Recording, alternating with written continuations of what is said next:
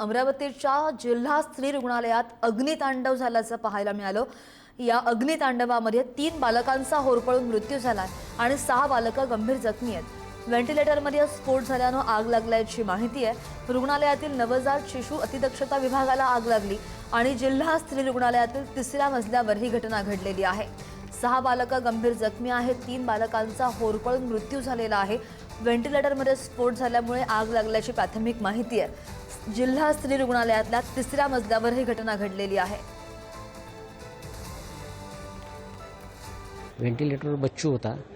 आपल्या 3 दिवसापासून बच्चू होता त्याच्यावरती आणि मगाशी अचानक 3:30 वाजता अचानक असा बॉम्बसारखा स्फोट झाला त्याचा। कुठलं स्पार्किंग वगैरे काही आढळलं नाही, काही नाही, एकदम स्फोट झाला आणि आग लागली एकदम।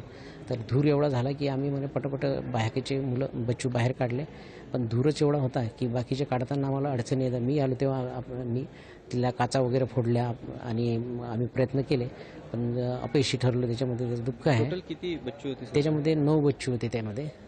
त्याच्यापैकी तिघांचा मृत्यू झाला आहे आणि बाकी कुठे? बाकी आपण सुपर स्पेशालिटीला हलवलेले आहे, काही दुसऱ्या याच्यातले PDMCला हलवलेले आहे। ते सध्या ठीक आहेत, बच्चू स्थिर आहे। लहान लेकरं इथं मेलेली आहेत। 3 लेकरं या ठिकाणी मेलेली आहेत। 3 लेकरं इथं मेल्यानंतर मग ते जे परिचारिका होते त्यांनी अजून 6-7 लेकरं जे जखमी झाले त्यांना वाचवण्यात ते सक्सेसफुल झाल्या।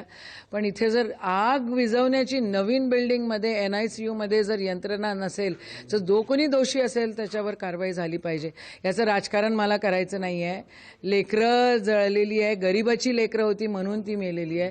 राजकारणाचा इथं विषय नाही आहे, पण स्वतःला इन्फ्रामॅन जर करून म्हणून घेत आहेत तर मग इन्फ्रास्ट्रक्चर जे डेव्हलप झालं त्या काळी मंजूर झालेलं त्याच्यावर निदान लक्ष तर दिलं पाहिजे। 2 वर्ष आधी पण हे असं झालं होतं।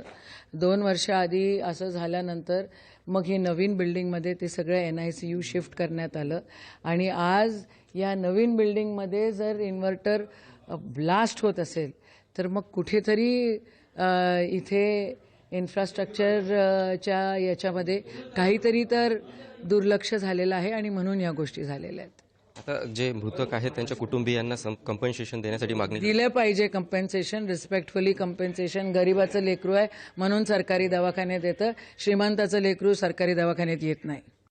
NICU आहे, इथे 3 कंपार्टमेंट आहे। त्या कंपार्टमेंटमध्ये एक जो कंपार्टमेंट होता त्याच्यामध्ये आग लागली। प्रायमा फेसी ते आग असे जो व्हेंटिलेटरमध्ये लागली दिसली आहे। त्याच्यामध्ये एकूण 9 मुले होते, त्यापैकी दुर्दैवानं 3 मुलांची मृत्यू झालेली आहे। बाकी 6 जो आहे सुरक्षित ठेवलेले आहे। सर, आता जे 3 मुलांचा मृत्यू झालेला आहे त्यांची काही तपासणी होणार आहे का? त्यांना कुठे ठेवण्यात आलेलं असेल सध्या? त्यांचे जे आपला जे नेहमी जो तपास आहे ते होणार आहे। पोलीस आपली नेहमी प्रक्रिया करते। आता काय जे काही कारण आहे त्यांचे आपण तपास शोधू आणि त्याप्रमाणे पुढे कारवाई करू।